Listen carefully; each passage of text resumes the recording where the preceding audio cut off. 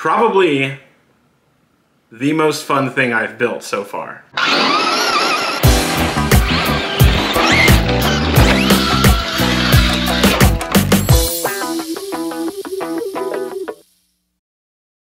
Hello and welcome back to the channel. Today is a very great day because we are starting a new build series. So on the TRX4M video that we posted 2 weeks ago, a user suggested a new car for our new build, and he suggested the Rock van. So I know this has got a couple brand names on it, but this is the Hobby Plus version. I think they're all the same. I think it just has to do with who distributes the RC car. Anyway, so we're starting that build today, and I'll just let you know, coming straight out of the gate here, that this is going to be a really fun build. It's already been a lot of fun, and you'll see in the running videos and in the assembly videos to come that it's pretty cool what we got going on here. I'm really excited to do this one, honestly. It is, it's really cool. Like, the concept of doing a van is awesome, and I already know that people have been so happy with the performance on this one. I'm not really going to do like a stock run-in review. If you want to see something like that, there are countless channels that have good running videos and reviews of this truck in stock form. So yeah, go check them out. They got to it when it was fresh. We're going to make a fresh project out of it though. So gosh, I love the way this looks, and I love the color choice that I got here too. It's going to be hard to do like a project body for it because this one just looks so nice. So yeah, really the first order of business with the Rock van here is that I know it has bushings all throughout, and I know it has friction shocks, and I know that it is like SCX24 slow, so that's just not going to do it. We're going to try and turn it into a trail van. So those will be like the first things that you can expect in this project. Obviously, we'll get some bling, we'll get some suspension parts, we'll do all that fun stuff. But it does meet what I want out of a project in general. I mean, it's cool, it's big, it's got decent performance and decent aftermarket support. So today, we're gonna go ahead and we're gonna put on these Hobby Plus brand oil-filled aluminum shocks. Sorry about the thunderstorm, by the way. They look great. They're threaded, bodied, so you can adjust the preload. They have these fake reservoirs on there, which I think look pretty cool. They're a nice color red.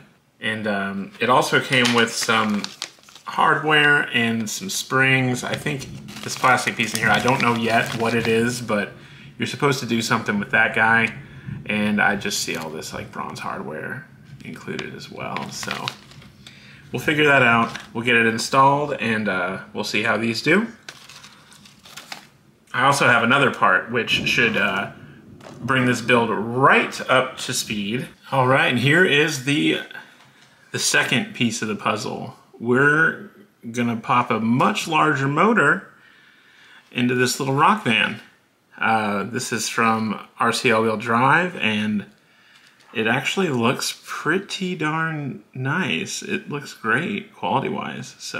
But that's going to be the basis of this project. It's going to be a big block Rock van. So yeah, I'm excited. It's in there. We got a little bit of a mess wiring-wise to clean up, but the install went fairly okay. We had to trim the receiver tray about 1/4 inch-ish. I just trimmed it right up to the beginning of the shock towers. The ESC combo is sitting upright in here now. Probably need to hit it with some more, or with some newer servo tape or something to hold it down, but right now it's kind of stuck in there pretty good, so I'm alright with that. And we got the oil-filled threaded shocks on there. They already had like a tiny bit of oil in there. I'm gonna try that out just because for some reason some people seem to like that. We're just gonna see how that goes today. And if I don't like it, then that's fine. I'll pop some more in there. It seems that the suspension is stiff enough to handle the larger motor. Yeah, let's get it out there. This is gonna be fun.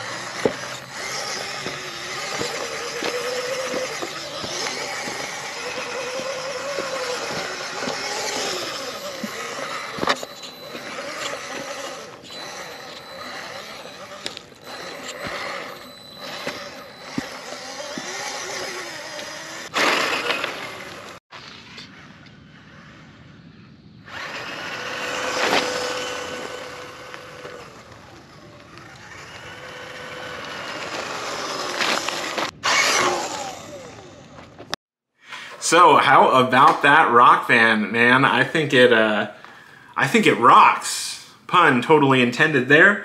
Yeah, the 370 motor is a complete and total game changer. It takes the rock van from being what would be like a indoor crawler sort of vibe and turns it into a trail monster.